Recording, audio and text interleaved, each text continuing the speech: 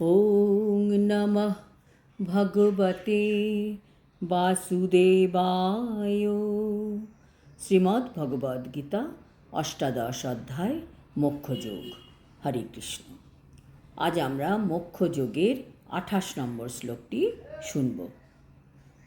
অযুক্তঃ প্রাকৃতঃ স্তব্ধঃ শঠো নৈষ্কৃতিকো আলসা বিষাদী দীর্ঘসূত্রী চ কর্তা তামস উচ্যতে। অনুবাদ: শাস্ত্রবিরুদ্ধ অনুচিত কার্যপ্রিয়, জড় চেষ্টাযুক্ত, অনম্র, শঠ, অন্যের অবমাননাকারী, অলস, বিষাদযুক্ত ও দীর্ঘসূত্রী যে কর্তা, তাকে তামসিক কর্তা বলা হয়। তাৎপর্য: সাত্ত্বিক কর্তা ও রাজসিক কর্তার ব্যাপারে বলার পর এবার কৃষ্ণ তামসিক কর্তা কেমন হন, সে কি করে, তার সম্বন্ধে আমরা জানতে পারব।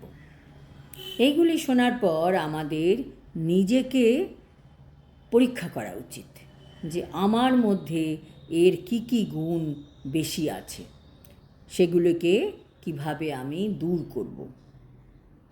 শাস্ত্রীয় অনুশাসন অনুসারে আমরা জানতে পারি কী ধরনের কর্ম আমাদের করা উচিত আর কী ধরনের কর্ম আমাদের করা উচিত নয়।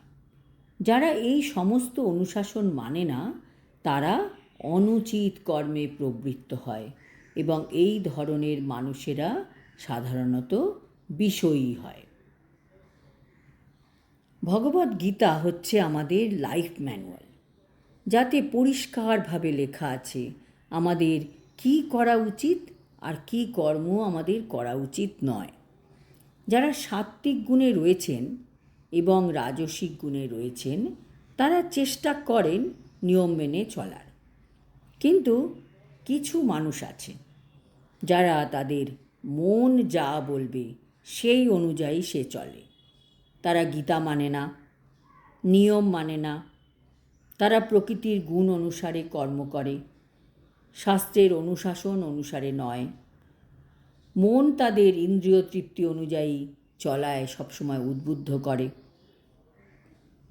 আধ্যাত্মিক উন্নতি কিভাবে হবে সেই সম্বন্ধে তাদের মনের কোণেও কোনো ইচ্ছা জাগে না।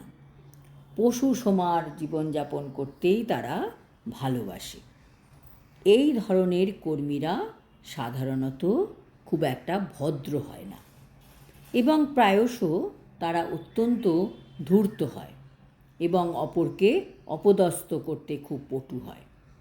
তারা অত্যন্ত অলস, তাদের কিছু কর্তব্য কর্ম থাকলেও ঠিকমতো করে না এবং পরে করার জন্য সরিয়ে রাখে, তাই তাদের বিষণ্ণ বলে মনে হয়। তারা যে কোনো কর্ম সম্পাদনে বিলম্ব করে। যে কাজটি 1 ঘন্টার মধ্যে করা সম্ভব, তা তারা বছরের পর বছর ফেলে রাখে। এই ধরনের কর্মীরা হচ্ছে তমগুণে আচ্ছাদিত। যেন তেন প্রকারেণ তারা ইন্দ্রিয় তৃপ্তি করতেই বেশি আগ্রহী। অন্যের ক্ষতি করতেও তারা পিছপা হয় না। তামসিক ব্যক্তিরা বিনা কাজে সময় নষ্ট করে, অত্যধিক ঘুমিয়ে তারা সময় নষ্ট করে। তাদের কোনো কাজ দিলে সেই কাজটি কখনোই সম্পূর্ণ হবে না। কাজেই আমাদের দেখা উচিত আমার মধ্যে এই দোষগুলি নেই তো। যদি থাকে তবে আমাদের সেইগুলিকে বর্জন করে কিভাবে আধ্যাত্মিক উন্নতি করতে পারব, সেই চেষ্টায় আমাদের সচেষ্ট হতে হবে। আজ এই পর্যন্ত।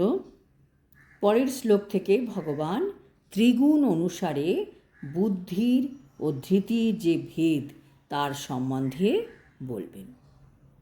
হরি ওম তৎসৎ। হরে কৃষ্ণ।